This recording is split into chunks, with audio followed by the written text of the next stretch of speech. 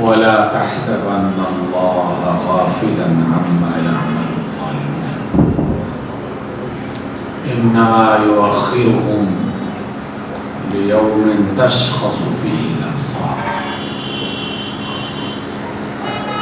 مهطعين مقنعي رؤوسهم لا يرتد إليهم طرفهم وأفئدتهم هواء وأنذر الناس يوم يأتيهم العذاب فيقول الذين ظلموا ربنا أخرنا إلى أجل قريب نجب دعوتك ونتبع الرسل أولم تكونوا أقسمتم من قبل ما لكم من زوال وسكنتم في مساكن الذين ظلموا أنفسهم وتبين لكم كيف فعلنا بهم وضربنا لكم الأمثال صدق اللہ مولانا العظیم۔ سامعین گرامی، یہ سورۃ ابراہیم کا آخری رکوع ہے جس کی چند آیات میں نے آپ کے سامنے تلاوت کی ہے۔ یہ آیات ان آیات کے بعد نازل ہوئی جن میں ابراہیم علیہ السلام نے اللہ کے حکم سرزمین مکہ میں اللہ کا گھر تعمیر کر چکے تھے، کر لیا تھا، اور اللہ تعالیٰ کی طرف سے سکھائی جانے والی دعائیں اور عبادات اسے اختیار کر لیا تھا۔ اور آج کی جو آیت سب سے پہلے میں نے تلاوت کی، اس سے پہلے وہ دو آیتیں ہیں جو ہم ہر نماز میں کم و بیش تلاوت کرتے ہیں۔ رب اجعلنی مقیم الصلاة ومن ذریتی ربنا وتقبل دعاء ربنا اغفر لی ولوالدی وللمؤمنین یوم یقوم الحساب۔ اس دعا کے الفاظ پر آپ غور کریں، اس کا مضمون کیا ہے، اور اس مضمون کے فوراً بعد جو مضمون اللہ کی طرف سے تعلیمات اللہ کی طرف سے دی جا رہی ہیں، اس کا انداز اور اس کا پیغام یوں سمجھ لیجئے کہ جیسے بہار کے موسم میں اچانک خزاں آ جائے، جیسے گرمی کے موسم میں اچانک برف پڑنا شروع ہو جائے، جیسے شدت کی دھوپ ہمیں نظر آنا شروع ہو جائے جبکہ کچھ دیر پہلے سایہ تھا۔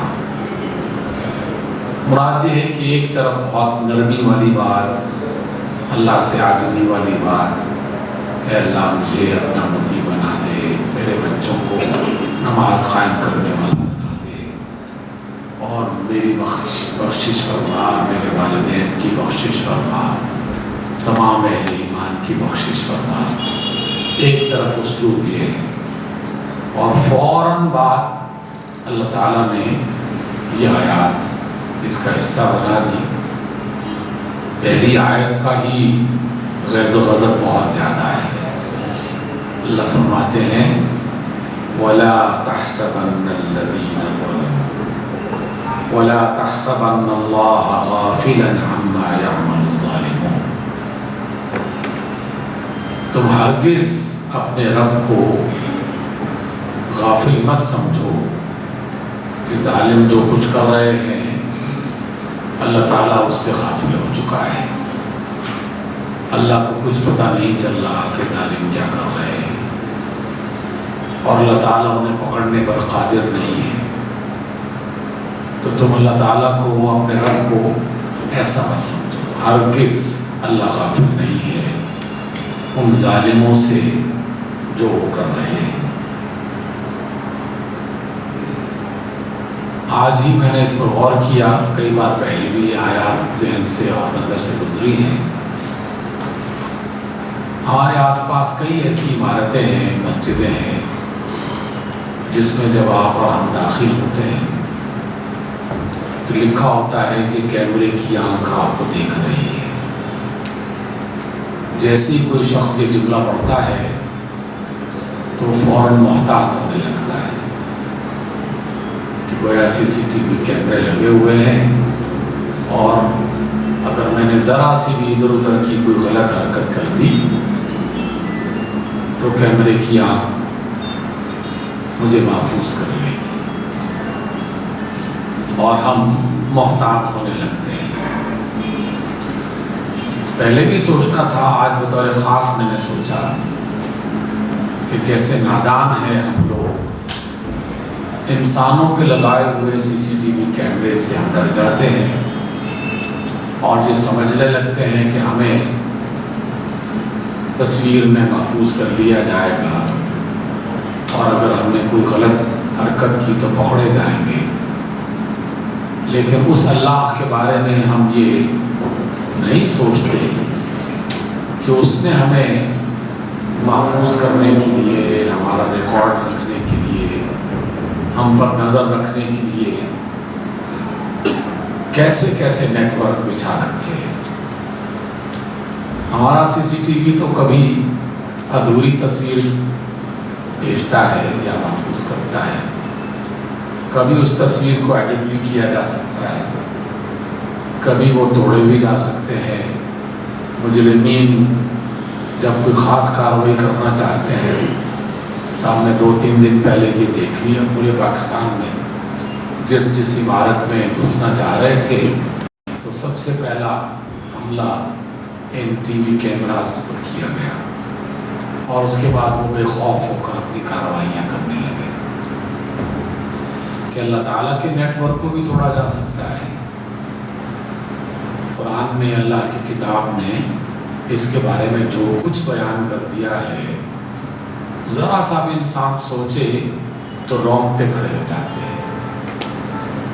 وہ جو آپ اپنے در و دیوار پر کیمرے لگاتے ہیں، اللہ نے تو ہماری انگلی کی پور پور میں وہ کیمرے لگا رکھے ہیں۔ ہمارے ہاتھ، ہمارے پاؤں، ہمارے جسم کی جلد، ہمارے آس پاس کی زمینیں، آس پاس کے لوگ، ان تمام مادی ذریعوں کے علاوہ بھی اللہ تعالیٰ نے انتہائی مقرب، آنریبل اور انتہائی بڑے گریڈ کے فرشتے بھی مقرر کر دیے ہیں، جن سے ظاہر کی چیزیں نہیں، اندر کے خیالات بھی چھپتے نہیں ہیں۔ دل میں نیتیں جو ہیں وہ بھی وہ تھاپ لیتے ہیں اور اس کو اپنے ہاں محفوظ کر لیتے ہیں۔ تو ظالموں کو خبردار کرنے کے لیے اللہ تعالیٰ کا یہ جملہ چھوٹا سا جملہ نہیں ہے، کہا یہ جا رہا ہے وَلَا تَحْسَبَنَّ اللَّهَ غَافِلًا۔ تحسبن کا معنی ہے ہرگز گمان مت کرو اپنے اللہ کے بارے میں کہ ظالم جو کر رہے ہیں وہ ان سے غافل ہیں۔ اب قرآن مجید کا مطالعہ کریں تو کئی طرح کے ظالم ہمیں اللہ تعالیٰ کی طرف سے بتائے گئے ہیں۔ ایک معروف جو ظلم کا لفظ قرآن مجید میں استعمال ہوا وہ ایمانیات کے حوالے سے ہے کہ جو شخص اللہ کی کتاب سننے کے باوجود، اللہ کے رسول کو دیکھنے، جاننے، پڑھنے کے باوجود اس کی بات نہیں مانتا، وہ ظالم ہے، اور وہ ظلم وہ اپنے آپ پر کر رہا ہے، کیونکہ اللہ تو نہیں چاہتا کہ اس کا بندہ جہنم میں جائے، عذاب کو شکار ہو۔ اس نے تو انسانوں کو خود بنایا ہے، انسان کی ہم، اللہ تعالیٰ کی ہم مخلوق ہیں انسان، تو کوئی بھی خالق یہ پسند کر ہی نہیں سکتا کہ وہ جن کا وہ قائد ہے یا جن کی نگرانی کر رہا ہے یا جن کا وہ رب ہے وہ انہیں کوئی اذیت دے۔ دنیا میں جب ہم خالق نہیں بلکہ والدہ اور والدہ کا تصور لے کے آتے ہیں، جو خالق کے تصور کا ایک جز ہے چھوٹا سا، خالق تو بہت بڑا نام ہے نا، بہت بڑی ہستی ہے۔ والد اور والدہ دنیا میں تخلیق انسان کا ایک وسیلہ ہے، اللہ تعالیٰ نے انہیں نسل انسانی کو یا نسل حیوانی کو آگے بڑھانے کا ایک ذریعہ بنایا، تو جو وہ والد اور والدہ کے مرتبے پر پہنچ جاتا ہے وہ اپنے بچوں کی ذرا سی بھی تکلیف پسند نہیں کرتا کہ اسے پہنچے۔ تو اللہ تو یہ نہیں چاہتا کہ ہمیں تکلیف پہنچے، لیکن باوجود سمجھانے کے، بار بار بتانے کے، جو لوگ اللہ کی بات پر دھیان نہیں دیتے، رسول کی بات کی طرف توجہ نہیں دیتے، تو در حقیقت وہ اپنے آپ پر خود ظلم کر رہے ہوتے ہیں۔ اس ظلم کا تعلق کفر سے ہے، اللہ کی نافرمانی سے ہے، نفاق سے ہے، ایمان اور عقیدے میں خرابی پیدا کرنے سے ہے۔ لیکن یہ والا جو ظلم ہے اللہ تعالیٰ اس کی معافی کے کئی ذریعے بنا دیتا ہے۔ کئی برس تک انسان اللہ کو نہ مانتا ہو، 40 50 60 برس گزر چکے ہوں اور وہ اللہ کو نہیں مانتا، رسول کو نہیں مانتا، لیکن جس روز اس نے سچائی کے ساتھ اور اخلاص کے ساتھ کلمہ شہادت پڑھ لیا تو اللہ تعالیٰ اس کے سابقہ کفر کو معاف کر دے گا اور اس کی اس کوتاہی کو نظر انداز کر دے گا۔ اسی وجہ سے رسول اللہ صلی اللہ علیہ وسلم نے ان تمام لوگوں کے بارے میں یہ فتویٰ جاری کر دیا کہ جو لوگ اللہ کی توحید کا اقرار کر لے، میری رسالت پر ایمان لے آئے اور بنیادی عقائد انہوں نے تسلیم کر لیے دل و جان سے، اور چند ایک وہ بنیادی اعمال جو کہے گئے ہیں اس پر عمل کرنا شروع کر دیا، تو ان کی سابقہ زندگی پر کبھی غور نہ کرو اور ان زندگیوں کو سامنے رکھتے ہوئے کبھی کوئی تانا نہ دے کہ یہ شخص تو فلاں تھا، بس جیسے اس نے کلمہ پڑھ لیا اب وہ مومن ہو گیا، پہلے ایمان کی صف میں شامل ہو گیا۔ لیکن ظلم کی ایک دوسری شکل جو ہم کئی بار اپنی مجالس میں بیان کر چکے ہیں، اس کی شدت بہت زیادہ ہے۔ پہلے والے ظلم کی شدت بھی بہت زیادہ ہے، لیکن وہ اللہ تعالیٰ اکیلا تنہا معاف کر دے گا، اپنی ول، اپنی مرضی اور اپنے اختیار کی بنیاد پر۔ یہ جو دوسری قسم کا ظلم ہے جو اب میں آپ کے سامنے بتانے لگا ہوں، اللہ تعالیٰ نے فرمایا کہ میں اکیلا اس کو معاف نہیں کروں گا جب تک کہ مظلوم تمہیں معاف نہیں کرے گا۔ جس پر ظلم کیا گیا ہے جب تک اس کی طرف سے معافی کا اعلان نہیں ہوگا اس وقت اللہ بھی اسے معاف نہیں کرے گا۔ اس وجہ سے رسول رحمت صلی اللہ علیہ وسلم کئی مجالس میں، کئی خطبات میں اس بات کا ذکر کرتے رہے، حتیٰ کہ خطبہ حجۃ الوداع میں سب سے پہلی تعلیم یہی دی گئی جو ہم اپنی مجالس میں کئی بار بیان کر چکے ہیں۔ لیکن جاننے کے باوجود، سمجھنے کے باوجود ہم اس میں کوتاہی کرتے ہیں، اور کوتاہی جب حد سے بڑھ جائے تو انسان ہر دھرمی اور بغاوت کے راستے پر چل پڑتا ہے، اور وہ ہے دنیا بھر کے تمام انسانوں کے درمیان متفق علیہ ظلم جو 3 حوالوں سے بطور خاص کیا جاتا ہے اور سب لوگ اس کو جانتے ہیں۔ کسی انسانی جان کو نقصان پہنچانا، یا اس کی عزت کو نقصان پہنچانا، یا اس کے مال کو نقصان پہنچانا۔ یہ خطبہ حجۃ الوداع کا بھی پہلا جملہ ہے، اے لوگو جان لو، اچھی طرح خبردار ہو جاؤ، بے شک تمہاری جانیں یعنی تمہارے خون، تمہارے مال اور تمہاری عزتیں تمہارے لیے اسی طرح قابل احترام ہیں جس طرح یوم عرفات کا دن، جیسے یہ مقام حرم، جیسے ذوالحج کا مہینہ۔ یعنی ایسی مقدس چیزوں کا ذکر کرنے کے ساتھ اللہ نے ہماری جان، ہماری عزت، ہمارے مال کا ذکر کیا اور فرمایا کہ اس کے بارے میں احتیاط برتنا۔ اور پھر ایسی بے شمار روایات ہمیں ملتی ہیں جس میں قدم قدم پر انہی تین یا ان کے ساتھ ملتی جلتی چیزوں کا ذکر کیا اللہ تعالیٰ نے اور ہمیں خبردار کیا۔ مشہور احادیث ہیں، چند ایک کا حوالہ دینا چاہوں گا۔ کیا آپ کو یاد نہیں ہے رسول اللہ صلی اللہ علیہ وسلم نے ایک بار دریافت کیا تھا، اے لوگوں بتاؤ تنگ دست اور مفلس تم کسے کہتے ہو؟ لوگوں نے کہا کہ یا رسول اللہ جس کے پاس مال و دولت نہیں ہے، غریب آدمی ہے، ہم اسے مفلس کہتے ہیں، نادار کہتے ہیں۔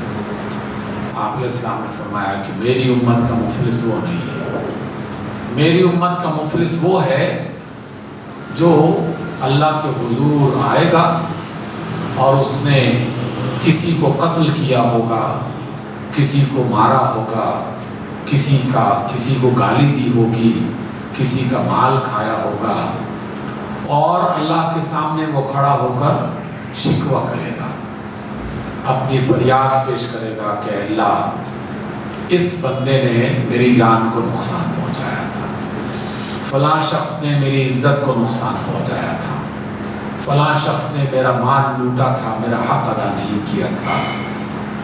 اور پھر اللہ تعالیٰ کی طرف سے جس کی عدالت عالیہ میں کوئی سفارش تو چلتی نہیں، نہ رشوت چلتی ہے، نہ جج بکتے ہیں، نہ وکلا خرید و فروخت کی منزل میں آتے ہیں، نہ گواہوں کو روکا جا سکتا ہے، نہ شہادتیں ختم کی جا سکتی ہیں۔ وہاں تو فوراً ساری دلیلیں ثبوتوں کے ساتھ مہیا کر دی جائیں گی۔ تو اس موقع پر اللہ تعالیٰ اپنی طرف سے دنیا کے بادشاہوں کی طرح اعلان نہیں فرمائے گا کہ چلو کوئی بات نہیں، کیا فرق پڑتا ہے اگر اس نے تمہاری جان لے لی تھی، کیا فرق پڑتا ہے اگر اس نے تمہاری عزت کو نقصان پہنچایا تھا، کیا فرق پڑتا ہے اگر اس نے مال تمہارا لوٹا تھا۔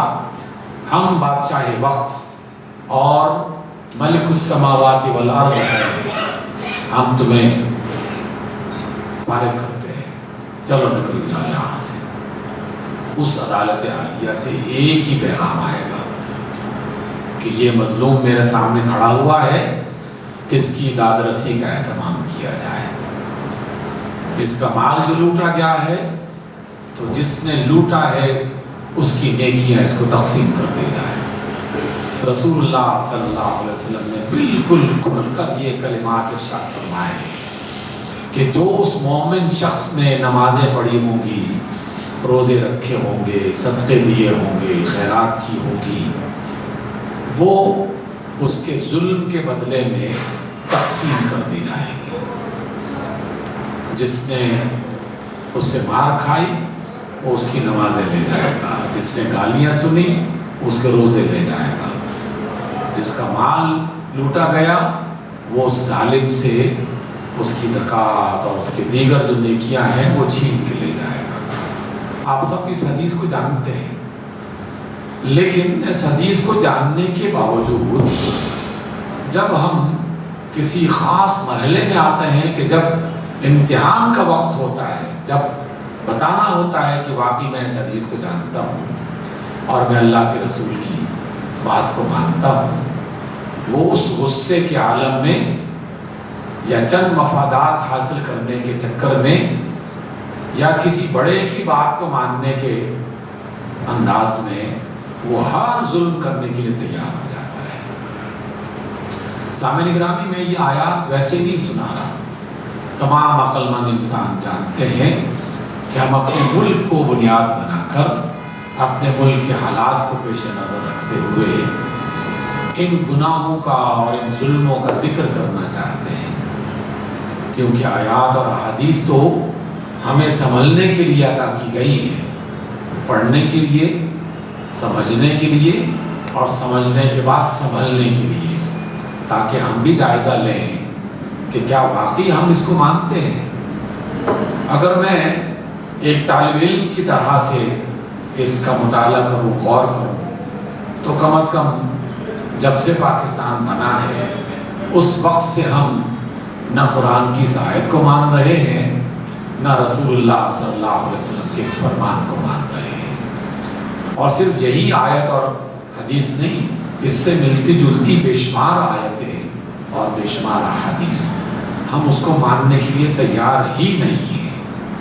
ہم یہ سمجھتے ہیں کہ جس طرح دنیا کی عدالتوں میں جھوٹی گواہیاں بھی آ جاتی ہیں، جج بھی خریدے جا سکتے ہیں، وکیل بھی اگر تیز اور زبان دراز آدمی ہو یا بولنے کی صلاحیت اس کے پاس زیادہ ہے تو وہ بھی قانون کے ایسے ایسے نقطے نکالے گا کہ مجرموں کو بچا کے لے جائے گا. ہم اللہ کی عدالت کو اپنی عدالتوں کی طرح ہی سمجھنے لگتے ہیں، جبکہ اللہ تعالیٰ ہمیں کیا کہہ رہے ہیں؟ اللہ فرما رہے ہیں کہ وَلَا تَحْسَبَنَّ اللَّهَ غَافِلًا عَمَّا يَعْمَلُ الظَّالِمُونَ، کہ جو ظلم کرنے والے ظلم کر رہے ہیں غافل مت سمجھو اپنے اللہ کو. اس نے پورے طریقے سے اہتمام کر رکھا ہے، لیکن پکڑتا کیوں نہیں ہے؟ اللہ تعالیٰ نے اس کا سبب بیان کر دیا ہے. انما یؤخرہم، اللہ تعالیٰ انہیں ڈھیل دیتا ہے، مہلت دیتا ہے، وقت دیتا ہے کہ شاید کوئی سنبھل جائے، شاید کسی کو عقل آ جائے، شاید کوئی ہوش کے ناخن لے لے اور وہ توبہ کر لے تو ہم اسے توبہ کرنے کے لیے توفیق بھی دیں گے، معافی کا کوئی نہ کوئی طریقہ بھی بتا دیں گے. لیکن اللہ تعالیٰ فرماتے ہیں کہ ہم انہیں مہلت دیتے ہیں. اس دن تک کی مہلت دی جا رہی ہے ہم انسانوں کو، تشخص فیہ الابصار، جس روز آنکھیں کھلی کی کھلی رہ جائیں گی. یہ آنکھیں کھلی رہنا اردو کا محاورہ ہے کہ جب آدمی کسی بڑی حیرت انگیز بات کو دیکھ لے یا کسی بہت ہی واضح قسم کی چیز کو دیکھ لے اور وہ اپنے بس میں نہ رہے کہ اب میں کیا کہوں اور کیسے جاؤں اور کہاں جاؤں، اس کی آنکھیں پھٹی کی پھٹی رہ جاتی ہیں. تشخص فیہ الابصار، گویا کہ قیامت اور آخرت کا دن اللہ تعالیٰ اس کی طرف اشارہ فرما رہے ہیں. اور بتایا اس لیے جا رہا ہے کہ وہ دن آنے سے پہلے پہلے اپنے آپ کو سنوارنے کی اور سنبھلنے کی کوشش کرو. پھر صرف یہ نہیں فرمایا، پھر اس دن کی شدت کے بارے میں چند لفظ استعمال فرمائے اور ان ظالموں کے بارے میں جو 1948 سے لے کر بلکہ اس سے بھی پہلے، لیکن جو لکھی ہوئی تاریخ موجود ہے پاکستان کی لائبریریز میں محفوظ ہے، اس میں ان تمام انسانی جانوں کے باقاعدہ پتے موجود ہیں، ان کے نام موجود ہیں. انسانوں کی لائبریری میں مقتولوں کے نام موجود ہیں، قاتلوں کے نام اکثر غائب ہیں. لیکن اللہ تعالیٰ کا بھی وہ دفتر جسے مقربین لکھ رہے ہیں، اس کے CCTV میں جو تصویریں چھپی اور محفوظ کی جا چکی ہیں، اس میں صرف مظلوم اور مقتول کی تصویر نہیں ہے، اس میں قاتلوں کی تصویریں بھی ہیں. اس میں یہ لکھا ہوا موجود ہے، تصویر میں باقاعدہ ریکارڈ موجود ہے کہ لیاقت علی خان کا قاتل کون تھا. اس میں لکھا ہوا ہے کہ ڈاکٹر نذیر شہید کا قاتل کون تھا. اس میں لکھا ہوا ہے صلاح الدین کا قاتل کون تھا. اس میں تصویر موجود ہے اس قاتل کی کہ جس نے حکیم محمد سعید کو قتل کیا تھا. اس میں وہ تمام لوگ اپنے ہتھیاروں اور اپنے دلیلوں سمیت موجود ہیں جنہوں نے کراچی کے ایک کارخانے میں 200 افراد کو جلا کے راکھ کر دیا تھا، جنہوں نے وہاں کے ایک چوراہے میں 50 وکیلوں کو بھون کے رکھ دیا تھا، اور جنہوں نے کراچی سے لے کر چترال تک اور گلگت سے لے کر بلوچستان کے مختلف علاقوں میں قدم قدم پر لوگوں کو قتل کرتے ہوئے، ان کا مال لوٹتے ہوئے، ان پر تہمتیں لگاتے ہوئے، ان کی عزتیں لوٹتے ہوئے، اور وہ تمام ظلم کی داستانیں جو ہماری تاریخ کا سیاہ تاریخ کا حصہ ہے، وہ سب وہاں محفوظ ہے. लोगों ये मत समझो कि 9 मई का दिन स्याह तारीख का हिस्सा था। जनाब लियाकत अली ख़ान से ही ये स्याह लिखना शुरू हो चुका था और अभी तक मुसलसल लिखे जा रहे हैं। और जो लिख रहे हैं जालिम, वो मुख्तलिफ तरीक़ों से अपने आप को मुख्तलिफ पर्दों में छुपा कर ये गुमान कर बैठे हैं कि हमें कोई देख नहीं रहा, हमें किसी अदालत में पेश नहीं किया जा सकता, हमें कोई पकड़ नहीं सकता। अल्लाह ताला ने ये आयात हमें इस वजह से अता की है, इसलिए बताई है कि अल्लाह ताला की दुनिया वो ऐसी अंधेर नगरी नहीं है कि जिसका रब सो चुका हो। मैंने आपकी एक मजलिस में एक बार बयान किया था, चंद साल पहले मुझे एक ऐसे मुल्क में जाना पड़ा कि जहाँ गालिब अक्सरियत हिंदुओं की थी, बेशुमार मंदिर, और वहाँ एक बहुत ही पुराने कदीम और बड़े मंदिर में हमें वैसे ही लेके गया एक ड्राइवर, टैक्सी ड्राइवर, कहा कि चले यहाँ की चीज़ें देखते हैं। अंदर गए तो तस्वीरें, मूर्तियाँ, बुत, कुछ लोग उसको पानी से धो रहे हैं, कुछ पंखा दे रहे हैं, कुछ मुख्तलिफ किस्म की जो भी उनके भजन थे वो गा रहे हैं। लेकिन जो बंदा भी मंदिर में दाखिल होता था वो घंटी बजाता था और फिर उसके बाद मंदिर में ख़त्म रखता था। तो हमने पूछा ये घंटी क्यों बजाता है? तो ड्राइवर उसी इलाके का रहने वाला था, उसने कहा कि मैंने भी चंद हिंदू मजहबी पेशवाओं से पूछा था कि ये घंटी क्यों बजाई जाती है। तो उसने कहा था कि असल बात ये है कि हमारा भगवान अक्सर सोया रहता है और जो शख्स भी मंदिर में आता है और उसकी पूजा पाठ करना चाहता है तो वो एक दफ़ा घंटी बजाता है ताकि भगवान जाग जाए और वो उसकी बात को सुन ले। दुनिया में ऐसे लोग हैं, ऐसे अक़ीदे रखने वाले अफराद मौजूद हैं, लेकिन हमारा तो ये अक़ीदा नहीं है ना। हमारा तो अक़ीदा है ला ताख़ुज़ुहु सिनतुन वला नौम। मुसलमानों का अक़ीदा है कि उसे ऊँग भी नहीं आती, नींद तो दूर की बात है, ऊँग भी नहीं आती। और अल्लाह ताला हर चीज़ देखता भी है, सुनता भी है, और इसके अलावा बेशुमार किस्म की शहादतों का उसने एहतमाम कर रखा है। तो क्या हम उस अल्लाह को गाफिल समझना शुरू कर दें और ये गुमान करना शुरू कर दें कि उसकी अदालत में शहादतें गायब हो जाएंगी, फाइलें ख़त्म हो जाएंगी, गुम हो जाएंगी, लोग छीन के ले जाएंगे? अल्लाह ताला फरमाते हैं कि नहीं, ऐसी गलती मत करो।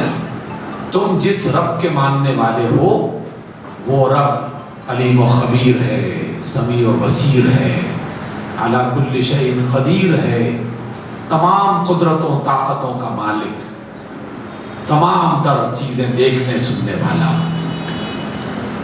जनाब लुक़मान अलैहिस्सलाम ने अपने बेटे को जो नसीहत की, कुरान मजीद में वो दर्ज है।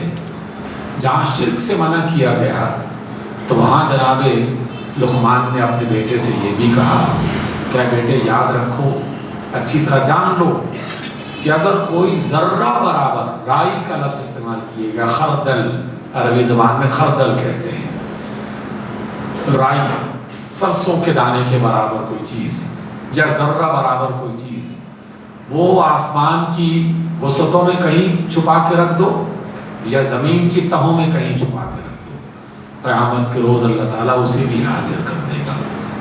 ये गुमान मत करो।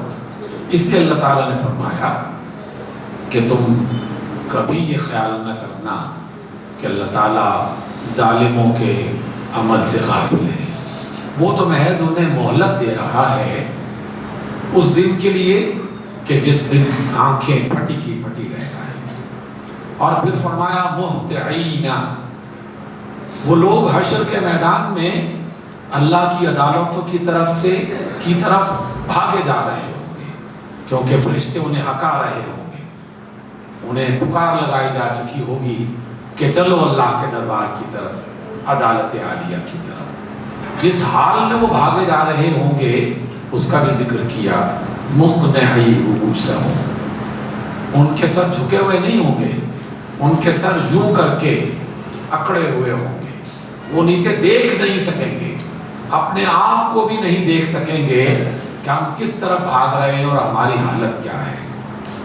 मुझे अच्छी तरह पता है, आप हजरात में से भी बाज़ लोगों ने देखा हो कि बाज़ का सहराव में ऊँट जब भागते हैं तो वो अपनी गर्दन यूँ कर लेता है और बस अंधाधुंध जिसे कहते हैं ना, वो भाग रहा होता है।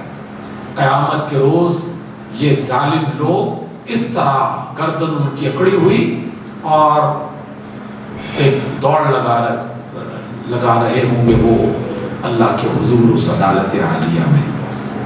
ला यर्तद्दु इलैहिम तर्फुहुम, उनकी अपनी आँखें, उनकी अपनी निगाहें उनकी तरफ फिर नहीं रही होंगी, देख नहीं रही होंगी। व अफ़इदतुहुम हवा, और दिल खौफ की वजह से उड़ रहे होंगे, परेशान होंगे कि पता नहीं अब क्या होने वाला है। सामईन गिरामी, जब इतनी वाज़ेह बातें, और ये तो एक हिस्से की आयत है ना, बाकी आयत इससे बहुत ज़्यादा शदीद भी हैं जो इसी सूरह इब्राहीम के अख्ताम पर भी मौजूद हैं।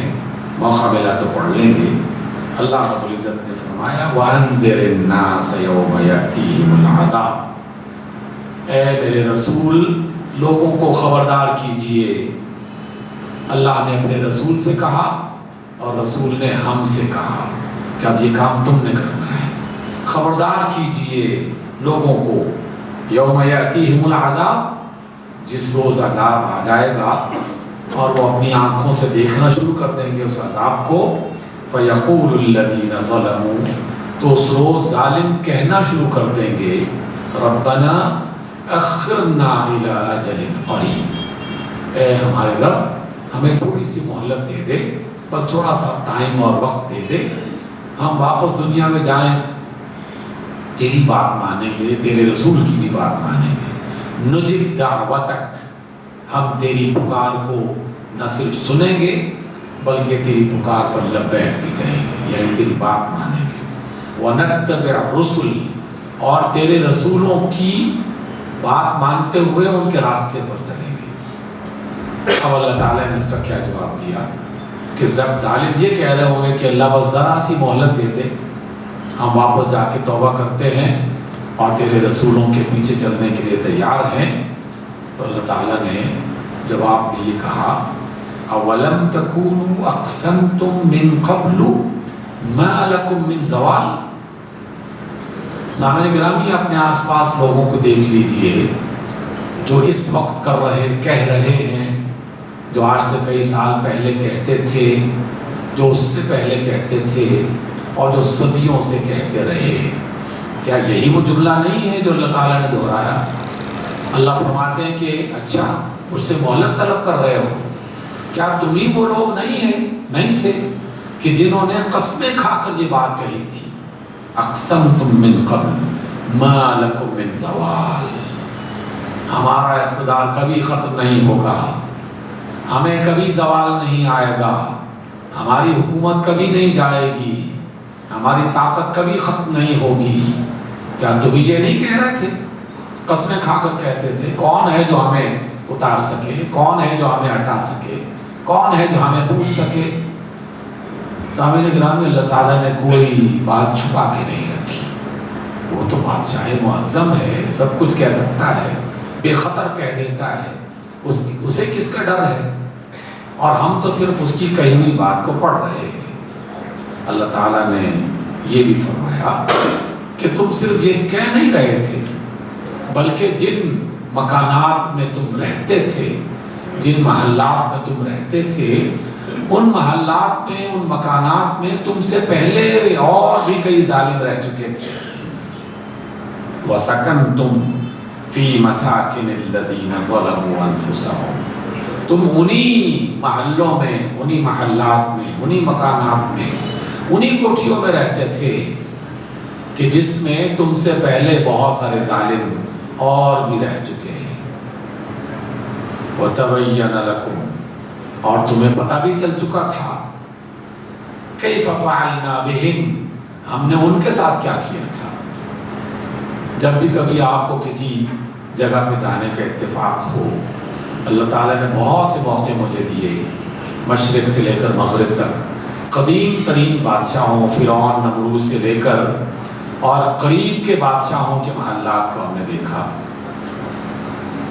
جو مصر کا کچھ عرصہ پہلے آخری بادشاہ تھا ملک فاروق، اس کے محل میں داخل ہوئے تو ایسا لگا جیسے ہم بھول بھلائیوں میں گم ہو گئے ہیں۔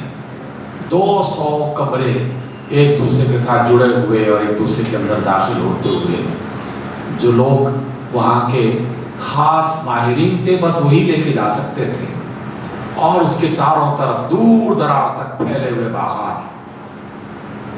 اب صرف نشان رہ گیا ہے۔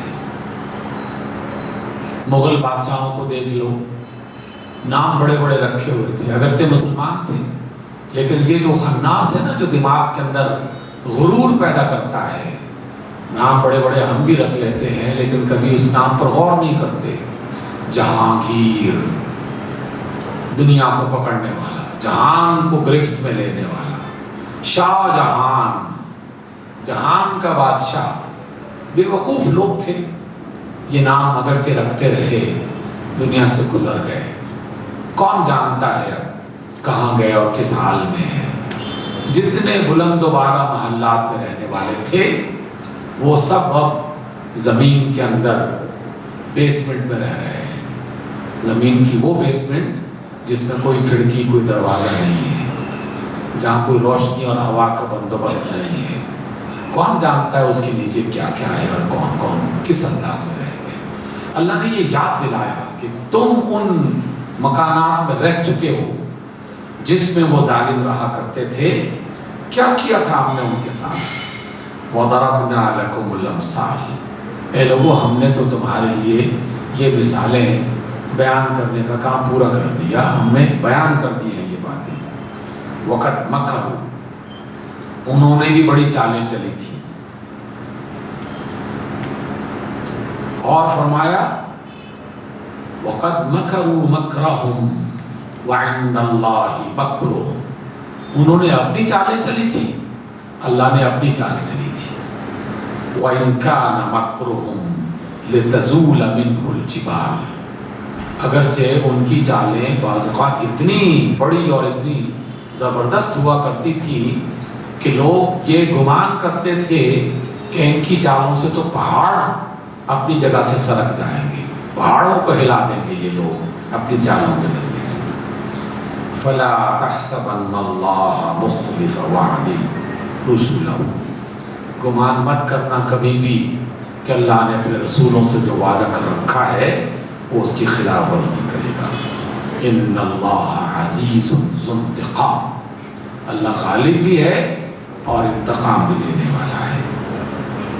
سامعین گرامی، اس لیے کبھی کبھار اپنی زندگی میں ان آیات کو بھی پڑھنا چاہیے۔ ہم الرحمن الرحیم پڑھتے ہیں، زیادہ وہی پڑھنا چاہیے کیونکہ ہم کمزور ہیں اور اللہ تعالیٰ سے رحمت کی امید ہی زیادہ ہونی چاہیے، لیکن اللہ تعالیٰ ہی کی یہ سنت اور اس کا طریقہ ہے کہ کبھی کبھی اس کی وہ آیات بھی پڑھ لی جائیں کہ جس میں اس نے اپنے زبردست ہونے کا، اپنے علی کل شیء قدیر ہونے کا، بادشاہ ہونے کا، عزیز ذو انتقام ہونے کا تعارف کروایا ہے۔ کیونکہ انسان یہی دو رویے ہیں جس سے اپنے آپ کو بچا سکتا ہے، کبھی محبت اور لالچ کی بنا پر، کبھی خوف اور ڈر کی بنا پر، اور یہ دونوں طریقے انسان کی زندگی سے کبھی ختم نہیں ہو سکتے، کبھی ختم نہیں ہو سکتے۔ اس لیے سورہ ابراہیم آخری رکوع، اس کو آپ ایک دفعہ پڑھ کے دیکھیے گا، گھر جائیے گا، کوشش کریں کہ اپنے بچوں کو اور اپنے گھر والوں کو اس رکوع کا ترجمہ ایک دفعہ سنائیں اور اپنے آس پاس کے لوگوں کو بتائیں کہ ان حالات سے پریشان نہ ہوں۔ یہ حالات پہلی بار دنیا میں نہیں پیدا ہوئے، اس سے بھی زیادہ سنگین حالات دنیا میں پیدا کیے جاتے رہے، لیکن جس طرح کے بھی ظالم تھے دنیا میں زیادہ دیر تک نہیں رہ سکے، وہ نام و نشان مٹا چکے ہیں ان کا۔ اللہ تعالیٰ کے جو فرشتے ہیں نا، انہوں نے نام و نشان مٹا دیا ہے۔ اس لیے ہم سب بھی اسی طرح زمین کے اندر ہی جائیں گے۔ ہمارے ماں باپ نہیں رہے، ان کے ماں باپ نہیں رہے، تو ہم نے کب رہنا ہے؟ تو بس ہم اس لمحے میں اس بات کو بھول جاتے ہیں جو لمحہ امتحان کا ہوتا ہے۔ اب میں آپ تمام حضرات کے واسطے سے، توسط سے ان تمام لوگوں کو یہ پیغام دینا چاہتا ہوں کہ دنیا میں ہر چیز اچھی نہیں ہوتی ہمیشہ، ہر چیز اپنی مرضی کی نہیں ہوتی ہمیشہ۔ اس لیے اگر کبھی کوئی چیز مرضی کی نہ ملے، پسند نہ آئے، تو دل چاہتا ہے کہ احتجاج کیا جائے، دل چاہتا ہے کہ آواز بلند کی جائے، دل چاہتا ہے کہ اس کے خلاف کوئی نہ کوئی ریئیکشن کا اظہار کیا جائے۔ لیکن اس احتجاج ریئیکشن میں بھی مومن کبھی ان بنیادی آداب کو بھولتا نہیں ہے جو رسول اللہ صلی اللہ علیہ وسلم نے ہمیں سکھائے ہیں۔ بنیادی آداب کو نہیں بھولنا چاہیے۔ میں تحریک اسلامی سے تعلق رکھنے والے لوگوں کو بطور خاص کہ اپنی پہچان گم مت کریں، اپنا تعارف ضائع مت کریں۔ ہماری یہ پہچان نہیں ہے کہ ہم کسی چیز کو ناپسند کریں اور اس کے خلاف آواز اٹھانا چاہیں تو بے گناہ لوگوں کو بھی اس زیادتی کا شکار کر دیں جو اس غلطی میں ملوث نہیں ہے، جو اس کا حصہ نہیں ہے۔ دنیا کی ترقی یافتہ کافر قوموں نے بھی یہ بات سیکھ لی ہے کہ جلوس نکلے لیکن آنے جانے والے لوگوں کا راستہ بند نہیں ہونا چاہیے، اسکولوں میں جانے والے طلباء کا راستہ بند نہیں ہونا چاہیے، ہاسپٹل میں جانے والے مریضوں کا راستہ بند نہیں ہونا چاہیے، جو بوڑھے گھروں میں بیٹھے ہوئے ہیں انہیں پریشان نہیں کرنا چاہیے، جو خواتین چار دیواری کے اندر پردے میں محفوظ ہیں انہیں اذیت نہیں پہنچانی چاہیے۔ سمجھ میں نہیں آتا کہ پاکستان کے اداروں نے اپنے امن قائم کرنے والے اداروں کو یہ کب سکھا دیا کہ کوئی شخص جرم کرے اور تم اس کے باپ کو اٹھا کے لے جاؤ، اس کی ماں کو اٹھا کے لے جاؤ، اس کی بیٹیوں کو اٹھا کے لے جاؤ۔ اللہ کی کس کتاب میں اس بات کی اجازت دے رکھی ہے؟ رسول اللہ کا کون سا ایسا فرمان ہے جس پہ ذرا سی بھی اس بات کی گنجائش موجود ہو کہ جرم کسی نے کیا ہو اور کسی اور کو اٹھا کے اسے مجبور کر دیا جائے اور اس پر ظلم کر دیا جائے؟ قطعاً حرام کام ہے، قطعاً اللہ تعالیٰ کی بغاوت والا عمل ہے۔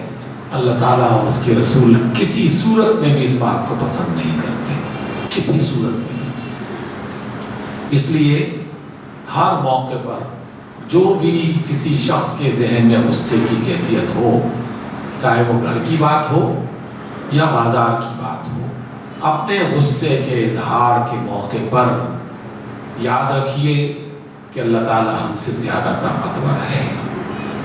مجھے یاد ہے رسول اللہ کا وہ فرمان، عبداللہ ابن مسعود اس کو بیان کرتے ہیں کہ ایک بار میں اپنے غلام سے ناراض ہو گیا کسی بات پر اور کوڑا اٹھا کے اسے مارنے لگا، تو کسی نے ایک آواز دی اور کہا کہ رک جاؤ، ہاتھ روکو۔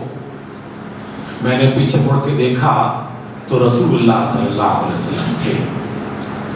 آپ نے فرمایا کہ اے ابا مسعود، جتنی طاقت اور جتنا اختیار تمہارا اس غلام پر ہے، اللہ تعالیٰ کا تم پر اس سے زیادہ اختیار اور اس کی زیادہ طاقت ہے۔ یعنی جس قدر تم اسے مار سکتے ہو، اللہ تعالیٰ تمہیں اس سے زیادہ مار سکتا ہے۔ جتنا تم اسے تکلیف پہنچا سکتے ہو، اللہ تعالیٰ اس سے زیادہ تکلیف پہنچا سکتا ہے۔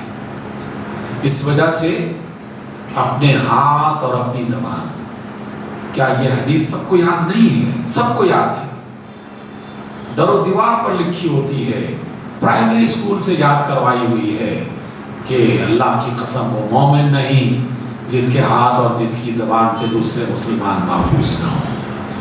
تو اللہ اور اس کے رسول کا یہ فرمان کہاں گم ہو جاتا ہے اس موقع پر جب اس کا عمل کا موقع آتا ہے، جب اس کو پریکٹس میں لانے کی بات ہوتی ہے، اس وقت کہاں فراموش کر جاتے ہیں ہم۔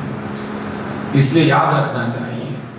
مجھے یاد ہے اسی راولپنڈی میں درس کے لیے ہم لوگ جایا کرتے تھے،